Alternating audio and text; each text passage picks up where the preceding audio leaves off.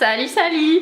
On se retrouve pour la suite des petits repas protéinés avec les snacks protéinés, toujours sans protéines, sans soja ou quoi que ce soit pour que ce soit accessible à tout le monde. Et j'espère que ça va vous plaire. On se retrouve pour la vidéo. Ciao.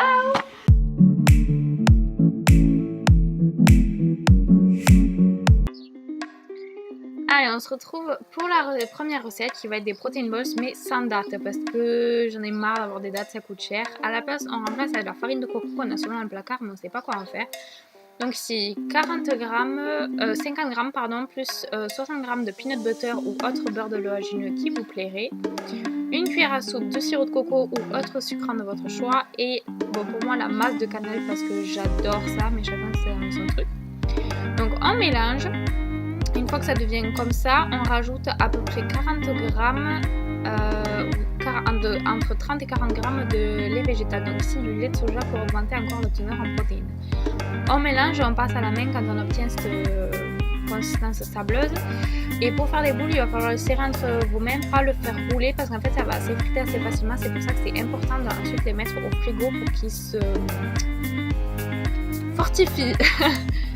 Et ensuite vous pouvez déguster, voilà, ça se conserve dans un tube assez longtemps quoi. Passons au bowl cake, donc il est hyper moelleux, il n'est pas du tout caoutchouteux comme on peut avoir sur certains bowl cake. Donc c'est à base de farine de sarrasin. Et bon, on commence avec la moitié d'une banane mûre qu'on écrase.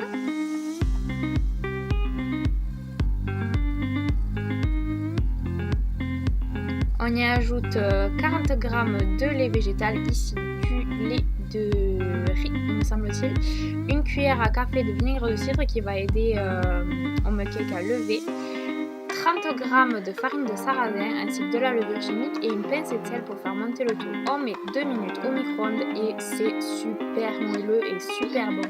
Vous pouvez mettre des pépites de chocolat dedans, mais moi là pour que ce soit plus esthétique, je l'ai fait fondre avec du lait de riz pendant 30 secondes au micro-ondes, j'ai mélangé et je l'ai topé par-dessus le mug cake. C'est super bon aussi, mais j'avoue que je préfère quand les pépites de chocolat sont dedans et déjà fondues.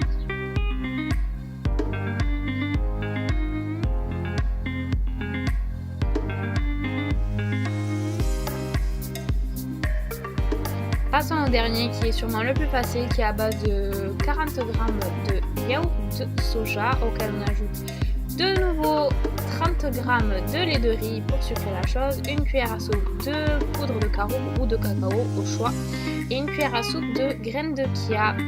On mélange le tout, on laisse gonfler, on laisse gonfler les graines de chia au frigo et on ajoute de la noix de coco toastée. Donc ici c'est des flakes mais aussi la noix de coco râpée tout simplement passée à la poêle.